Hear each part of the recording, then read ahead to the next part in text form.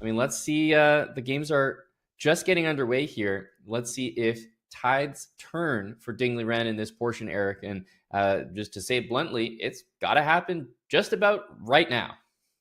It has to happen right now. We don't know what Ding did during that break, but he needed to do something drastic. We have another Spanish here, except this time Hans did not bring the bishop out to g5, so we don't have those same g5 type of positions. This is still very, very normal. I guess before we, I dive into the game, we're talking about the 3-1 portion now. This is the second stage, and if I'm thinking about it, I would favor his chances here more than the 5-1 section. I wouldn't have predicted 7-1. I don't think anyone did. I'm sure someone maybe did, but like on paper, like 3-1, that time control, Hans playing Title Tuesday, playing a lot online, he should be very comfortable 3 minutes on the clock, especially seeing his clock management thus far. He's been very good in that regard. Yeah, he really has. We're looking at, I was about to say, a very unique shift here.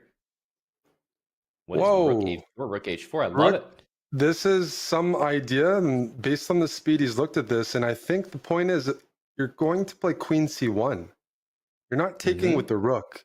You want to lead in with the Queen. So if Black recaptures, Queen C1 to take on H6 looks really good. And this looks like a prepared idea.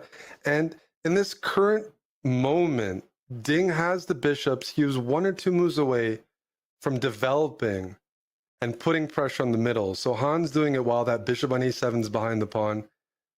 Looks like a very good timing. Can I still play Queen C1? I was going to say maybe bishop G7 and Queen C1. G7 the same and then idea. Queen C1.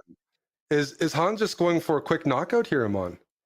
Yeah, there's knight F5 as well, now that the bishop from D7 has moved to C6. So there's a number of ways to close this out. Talk about coming out of the break strong. We thought Ding, he needs a win. Instead, we're looking at a position where we might be getting checkmated in a few moves. That's amazing. And knight F5 works. Yeah, I think just about everything works at this point because it's all going to be coupled with the exact same ideas, whether it's Queen C1 or not.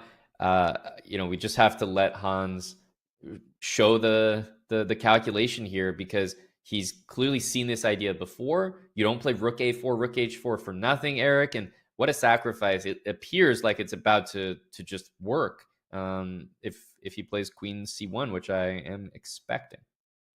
Yeah. If Knight G8, Queen G5, threatening Queen G7 mate, Ding has no time to set up here. First of all, this is a very nice idea by Hans to use that A file, sacrifice the way he did Rook E6. I think covering you can the give H6 a check, square. Followed by Queen G5 still. Or here, yeah. Yeah, and Knight G8 doesn't really work. Knight E8, yeah, you have to... You have Knight G7, for example, and then you can take... Yeah, the E-pawn is falling. The knight on F6 is falling as well. I think Knight G7 is the way to go there.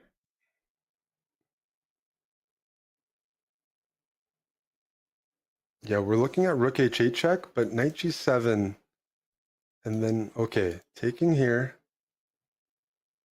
Oof, that's a move nice. That is pure that's beautiful. Calculation. Rook, now it's checkmate because the knights cover all the squares, and if you take here, well, then we can take, and then the discover check picks up the queen.